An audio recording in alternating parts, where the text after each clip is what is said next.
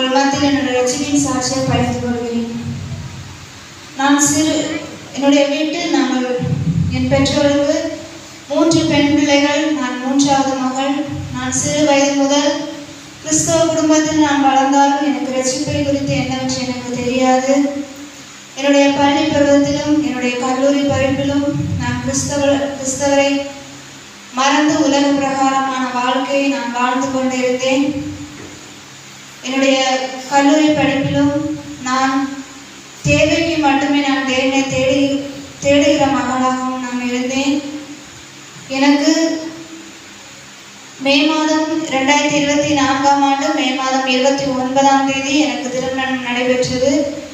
1/7/2024 அன்று நாங்கள் ரட்சணேசனை உத்தியோகஸ்தர் பயிற்சி கல்லூரியில் நாங்கள் கடந்து சென்றோம். ஜூலை மாதம் நாங்கள் பயிற்சி கல்லூரிக்கு சென்றோம். ஆகஸ்ட் மாதம் எங்களுக்கு ஒரு நேர்முக தேர்வு நடைபெற்றது. அதில் எங்களுடைய சீனியர் ட்ரைனிங் ஆஃபீஸர் ஐயா என்னிடம் கேட்ட ஒரு கேள்வி, நீ ரட்சிக்கப்பட்டாயா என்று. அந்த கேள்விக்கு எனக்கு பதில் சொல்ல தெரியாத மகளாக நான் அந்த நேரத்தில் நான் காணப்பட்டேன். அந்த ஆகஸ்ட் மாதம் எங்களுக்கு 4 நாட்கள் ஆவிக்குரிய ஒழுக்க ஆராதனை நடைபெற்றது.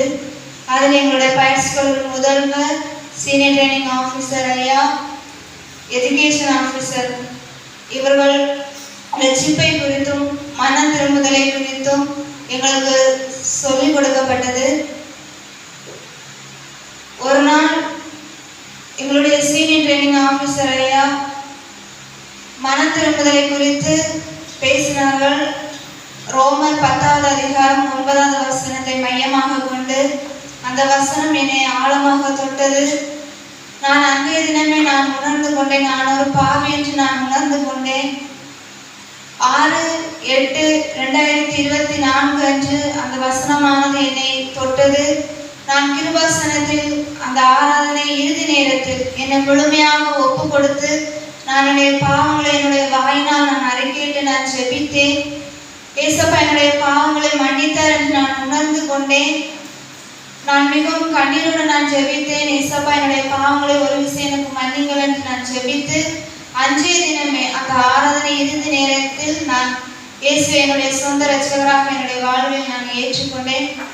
கிறிஸ்துவுக்குள் பிரியமான கர்த்தருடைய பிள்ளைகளே, இங்கே இருக்கிறதா நீங்கள் ரட்சிப்பை பெற்றுக்கொண்டீர்கள் என்றால் இன்று ஆராதனை இறுதி நேரத்தில் நீங்கள் ஒரு விசை கூட உங்களை கர்த்தருடைய சமூகத்தில் நீங்கள் ஒப்பு கொடுத்து செல்லுங்கள். தேவன் தாமே சாட்சி மூலம் நம்மை ஒவ்வொருவரையும் ஆசீர்வதிப்பாராக.